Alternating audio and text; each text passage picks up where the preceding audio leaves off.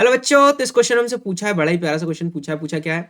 Which of the following is are correct according to Dalton's atomic theory. मतलब इनमें से कौन सा अगर बात करें स्टेटमेंट जो है वो करेक्ट होने वाले हैं according to Dalton's atomic theory.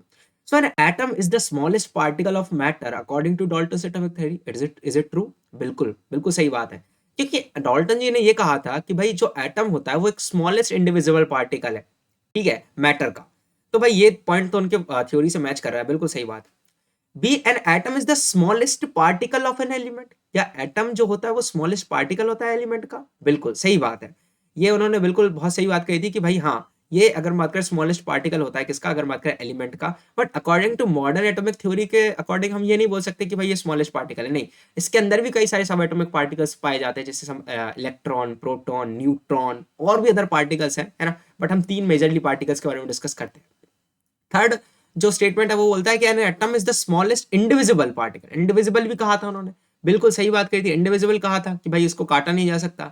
Of an element that can take part in a chemical reaction. हाँ भाई, तो केमिकल रिएक्शंस में भी पार्ट करता था, केमिकल चेंज में पार्ट करता था। आई होप ये भी तुमको लोगों को क्लियर होगा। तो डाल्टन एटॉमिक थ्योरी के अकॉर्डिंग ये तीन स्टेटमेंट तो बिल्कुल अगर बात करें करेक्ट होने वाले हैं।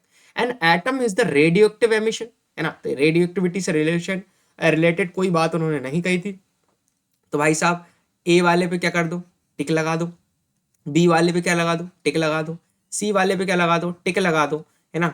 और अगर हम बात करें जल्दी से, ए बी सी तीनों की तीनों तुम्हारे क्या होने वाले हैं, आंसर होने वाले हैं, है ना। आई होप तुम लोगों को बहुत ज़्यादा मज़ा आया होगा। ऑप्शन डी को बिल्कुल कट कर देना, ऑप्शन डी हमारा नहीं होने वाला। ठीक है, तो इसके कई सारे आंसर्स थे, है ना, जो थी A B C. I hope आपको मज़ा आया होगा। धन्यवाद।